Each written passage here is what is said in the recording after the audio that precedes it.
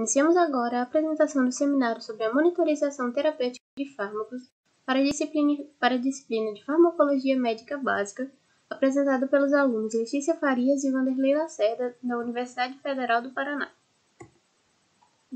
A definição da monitorização.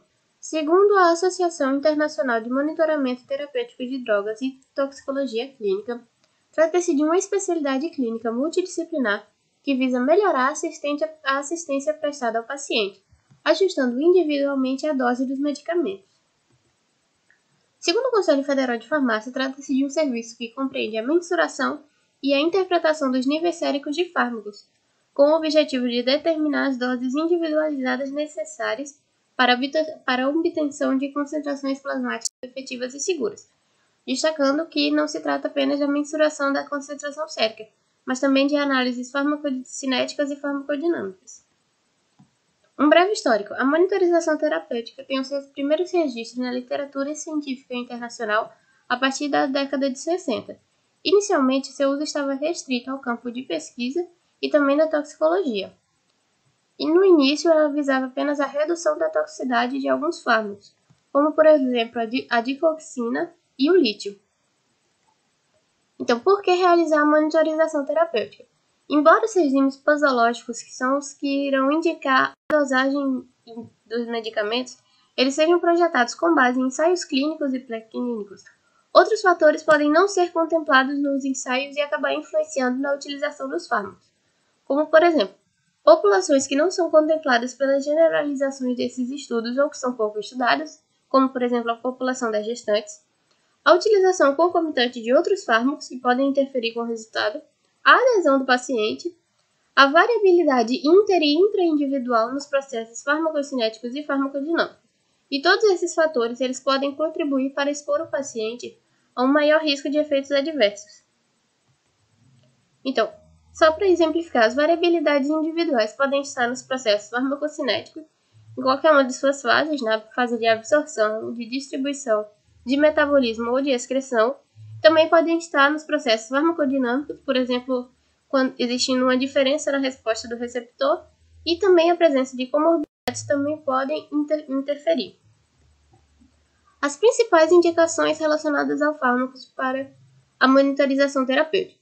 Então, os fármacos que possuem uma margem estreita entre a resposta tóxica e o efeito desejado, isso é, que tem uma pequena janela terapêutica, constituem as principais indicações para esse tipo de monitorização. Além disso, fármacos que apresentem uma correlação entre os efeitos terapêuticos e os tóxicos, ou fármacos cuja correlação entre os níveis sanguíneos e a resposta ainda não está bem determinada. Além disso, outras situações que justificam a indicação são a suspeita de resposta subterapêutica ou de ausência de resposta. Nesse caso, a monitorização vai ter o objetivo de promover uma maior efetividade do tratamento, a suspeita de eventos adversos com o objetivo de promover uma maior segurança ao tratamento, a detecção e o monitoramento de interações medicamentosas que possam estar ocorrendo, o auxílio à avaliação da adesão ao tratamento por parte do paciente e também o processo de desmame de algum fármaco. Os dados que podem ser utilizados para individualizar a farmacoterapia se dividem em dois tipos: as informações prévias ou a priori, que são anteriores ao início da administração, e as informações a posteriori, que são as após o início da administração do fármaco. Então, as informações a priori seriam informações farmacogenéticas, como por exemplo a presença de determinados polimorfismos, os dados sociodemográficos, como a etnia e o sexo, os dados sobre o atual estado clínico do paciente, por exemplo, a presença de comorbidades, de alterações hepáticas ou renais e o uso de outros medicamentos. E as informações a posteriori seriam relacionadas ao conhecimento das concentrações sanguíneas, que seria a monitorização farmacocinética, e também a medida de compostos endógenos de substituição ou de parâmetros clínicos que irão interferir com o efeito do medicamento. No caso, seria a monitorização farmacodinâmica. A monitorização terapêutica de fármacos é um processo sistemático e, desse modo, ele vai ser dividido em etapas. Essas etapas se dividem em três fases principais: a fase pré-analítica, a fase analítica e a fase pós-analítica. Durante a fase pré-analítica, inicialmente será feita a avaliação da necessidade da monitorização terapêutica, de acordo com os critérios já previamente mencionados, e também a avaliação da posologia mais indicada para o caso. Nessa fase, vai ser importante que a coleta da amostra seja feita no horário correto e que a amostra possua o correto processamento, com o seu transporte e armazenamento.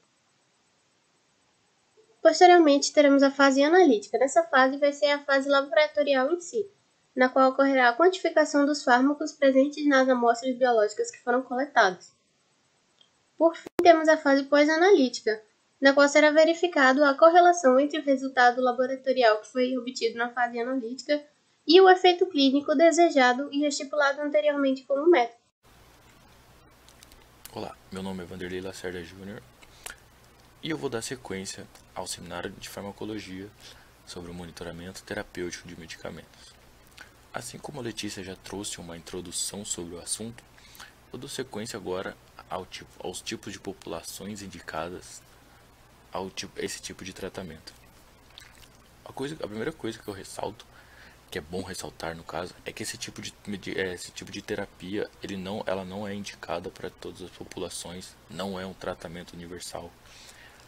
É sempre necessário um conhecimento prévio, as características clínicas do paciente a ser introduzido na terapia, para que futuramente tente se evitar ao máximo, no caso, qualquer evento adverso, evento inesperado, qualquer contraindicação dos medicamentos a este paciente a ser inserido.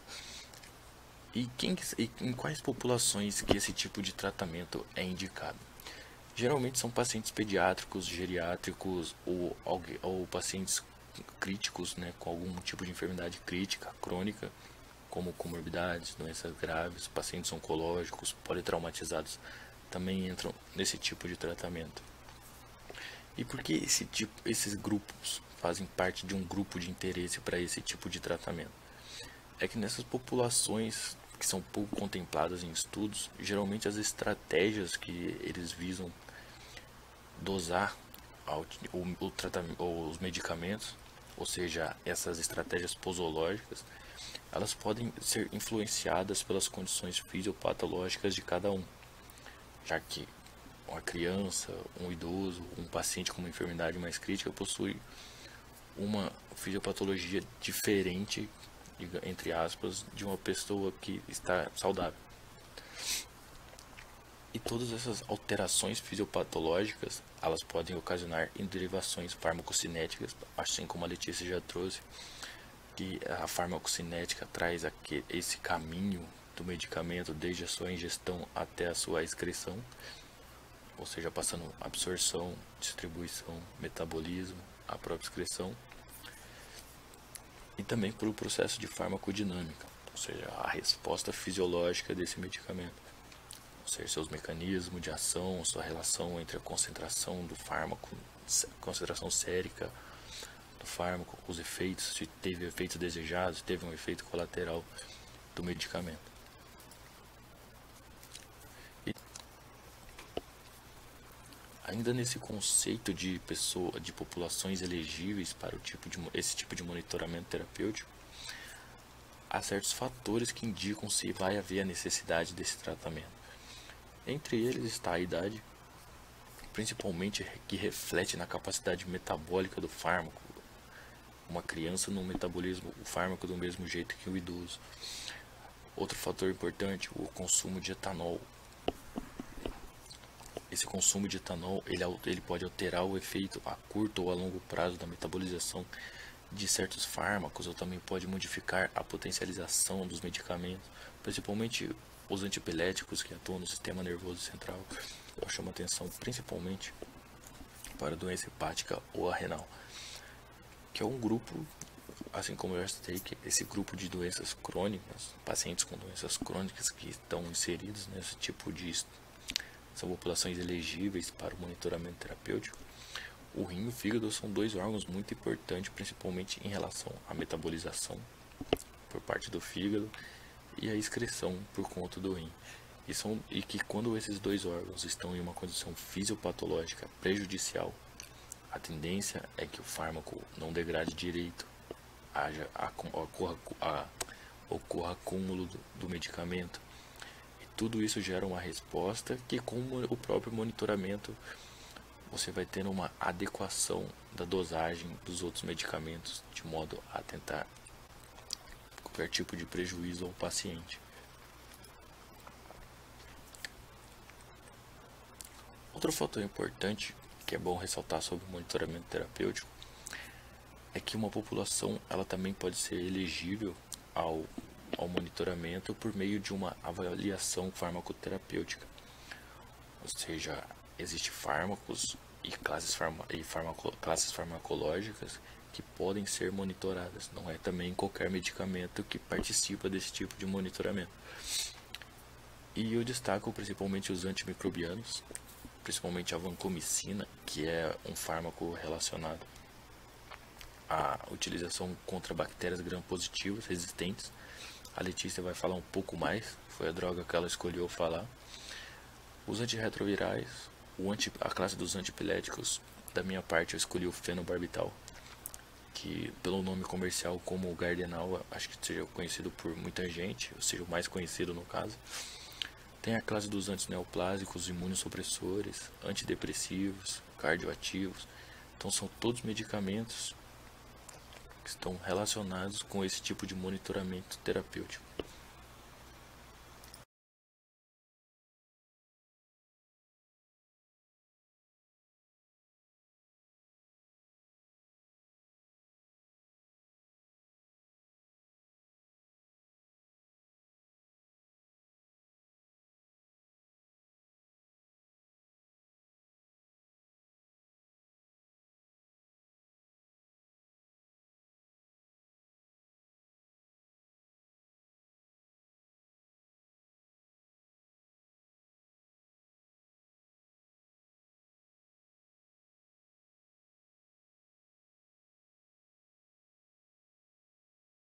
A primeira droga escolhida foi a vancomicina. Trata-se de um antibiótico que foi isolado pela primeira vez em 1952. Na época, estavam buscando opções para o tratamento de infecções por estafilococos resistentes à penicilina. Ela é utilizada contra bactérias gram-positivas resistentes ao tratamento com outras drogas, como por exemplo a Staphylococcus aureus resistente à meticilina. As principais características: trata-se de um glicopeptídeo que não é bem absorvido pelo nosso trato gastrointestinal. Por essa razão, tipicamente será administrado na sua via intravenosa.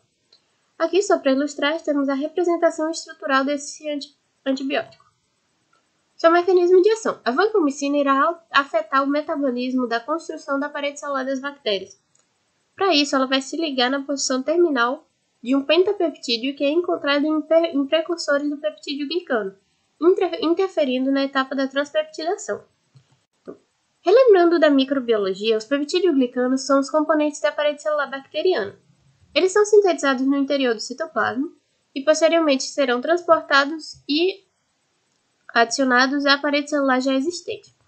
A sua ligação à parede celular vai ser realizada pelas enzimas transpeptidases e transglicosilases, e como vimos no anterior, é justamente nessa etapa que o medicamento irá interferir.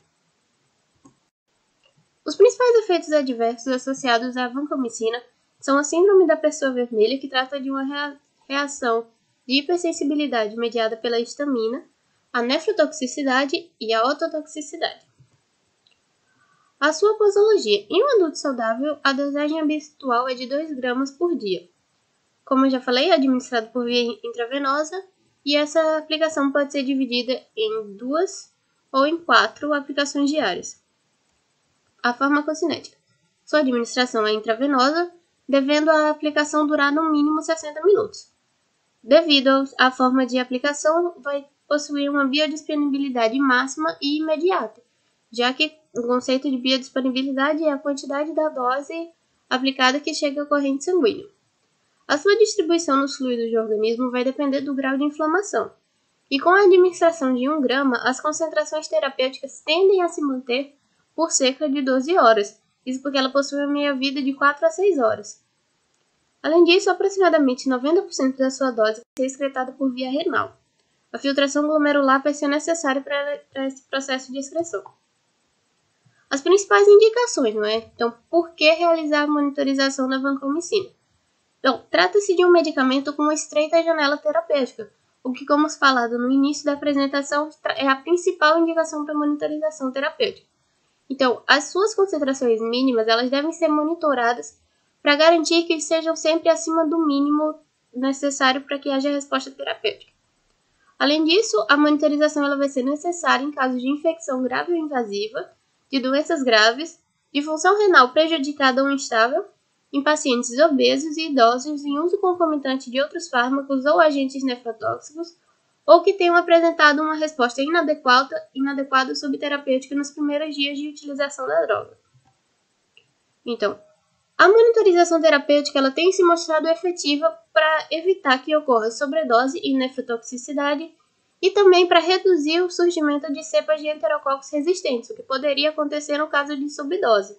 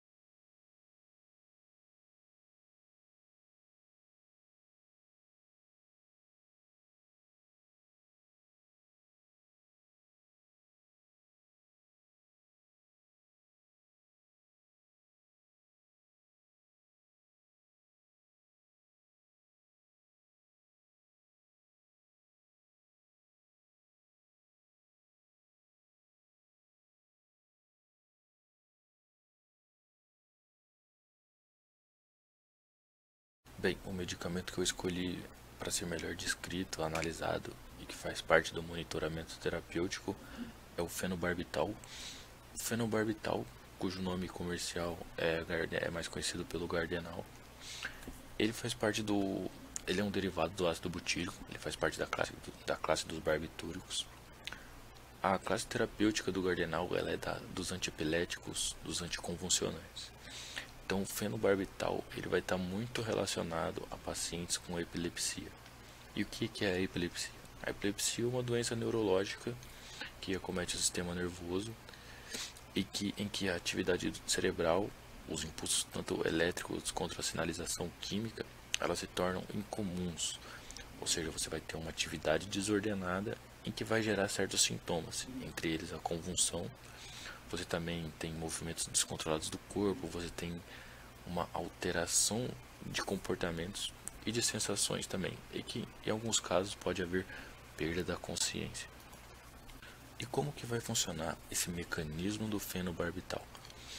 Bem, o mecanismo do fenobarbital resume-se na ligação do fármaco a um sítio alostérico regulatório do GABA, que é um neurotransmissor inibitório, em que essa ligação vai prolongar o tempo de abertura dos canais de íon cloro. Qual é a função desse prolongamento do canal de íon cloro? Esse aumento da duração da abertura do canal promove um aumento no influxo de íons cloro. E o que isso vai promover? Uma hiperpolarização da membrana celular do neurônio pós-sináptico, e desse modo consegue-se impedir a transmissão da atividade epilética, ou seja, essa membrana hiperpolarizada impede que haja transmissão desse sinal. O efeito importante dos barbitúricos é que eles diminuem de modo reversível a atividade de tecidos excitáveis, sendo o sistema nervoso central um tecido muito sensível a esse tipo de medicamento. Então, quando ele está em certas doses no sistema nervoso central, ele pode ter um efeito leve, ou seja, você tem uma sedação leve, né? Ou você pode ter uma anestesia geral. Geralmente, as doses relacionadas a essa sedação leve são as doses recomendadas à supressão das respostas polissinápticas, ou seja, essas respostas que estão relacionadas ao efeito da epilepsia. Você tem uma grande descarga elétrica, uma grande sinalização química, porém totalmente desordenada. Percebe-se essa relação do barbitúrico, o neurotransmissor GABA, que é inibitório, e essa abertura do canais de cloro. O fenobarbital vai apresentar também seus efeitos adversos, sendo o mais comum é o torpor, que é um sentimento de mal-estar caracterizado por uma diminuição na sensibilidade e no movimento. Outros sintomas também são comuns, não tanto quanto o torpor, que é a sonolência, tonteira, náusea, vômito. Tudo isso faz parte de efeitos adversos do medicamento. O fenobarbital também vai apresentar suas contraindicações. Em caso de depressão respiratória, o fenobarbital ele é contraindicado porque a classe dos barbitúricos eles agem sobre a medula, causando essa depressão respiratória, ou seja, você vai ter um agravamento desse tipo de problema. Quem é portador de doença hepática grave, o fenobarbital é perigoso porque você não vai ter uma metabolização correta, adequada do medicamento, então pode haver acúmulo e também em caso de porfiria, o uso dos barbitúricos ele pode desencadear crises agudas de porfiria, então é uma contraindicação também. Quanto à posologia do uso do fenobarbital, o recomendado é que o uso adulto esteja entre 2 a 3 mg por quilograma por dia, em dose única ou fracionada, e criança entre 3 a 5 mg por quilograma por dia. Em geral, necessita de um período de 2 a 3 semanas para conseguir o efeito anticonvulsionante adequado. O fenobarbital ele é geralmente utilizado via oral, mas em casos emergentes ele pode ser aplicado intramuscular ou intravenoso. Outra coisa que é importante que é essa dosagem do fenobarbital, ela sempre deve ser ajustada de modo lento e não repentino, de acordo com as necessidades individuais e as respostas individuais de cada paciente. E outra coisa importante é que quando esse paciente ele for transferido para outro anticonvulsionante, a dose do fenobarbital ela deve ser gradualmente reduzida durante uma semana, ao mesmo tempo que o outro anticonvulsionante deve ser iniciado de um modo mais progressivo. A farmacocinética do fenobarbital ele possui uma absorção lenta pelo trato gastrointestinal. e de 70 a 90% da dose ingerida é absorvida.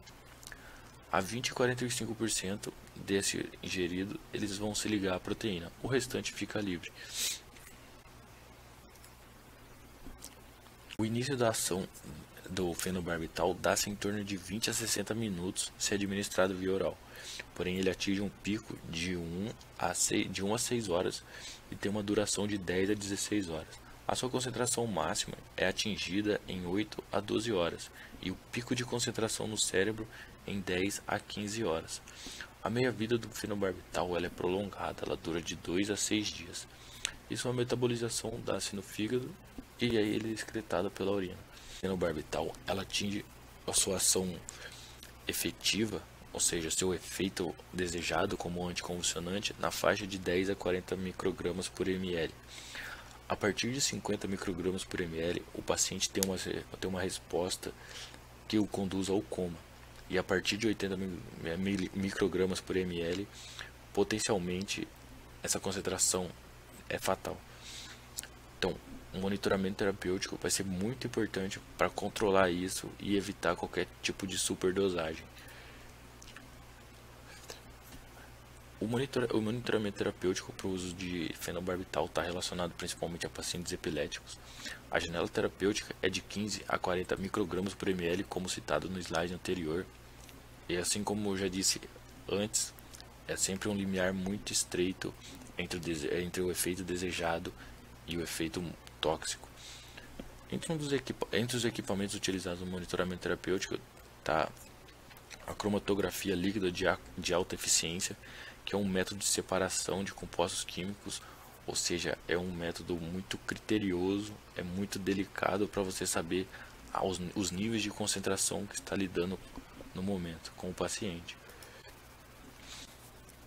O monitoramento terapêutico vai ser bem importante para obter o efeito desejado com a droga, no caso o fenobarbital, e para entender que a interação com outros medicamentos pode ser prejudicial, como o álcool, e sua relação com o anticonvulsionante, ele pode gerar uma resposta depressiva no sistema nervoso central, ou seja, você tem uma menor potencialização do remédio sobre seu efeito anticonvulsionante. Por outro lado, o anticoagulante também vai ter a resposta menos efetiva quando usado com barbitúricos, e os anticoncepcionais também podem perder sua funcionalidade quando usados concomitantemente com o fenobarbital. Terapêutico é impedir que ocorra superdosagens por parte do paciente, ou que a medicação que esteja sendo dada está em alta concentração.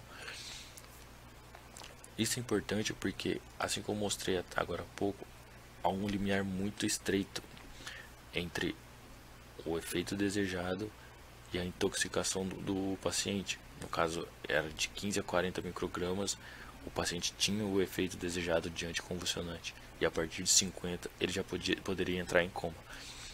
Então o monitoramento terapêutico atua de modo a intervir nisso, mas em caso de superdosagens há também um tratamento. Não há um produto específico para a cura em caso de superdosagens, mas há um método que eles usam um carvão ativo, já que o carvão ativo ele diminui a absorção sistêmica de vários agentes tóxicos, entre eles os barbitúricos, pela via oral, e pode facilitar essa eliminação do fármaco. Agora que já tratando dessa superdosagem, essa intoxicação, uma das recomendações é que o paciente já intoxicado não tente promover o vômito. E por não haver um tipo de antídoto específico para essa intoxicação por barbitúricos, a maioria dos pacientes eles recebem o suporte do hospital por medidas mais agressivas de suporte clínico. Então, sempre que houver esse perigo de intoxicação, sempre encaminhada ao centro, algum pronto-socorro, e nunca tentar promover a AEMS, que é a ação de vomitar, ou tentar se automedicar. Sempre procure o pronto-socorro. E é isso o trabalho. Muito obrigado aos professores e à turma. É nóis.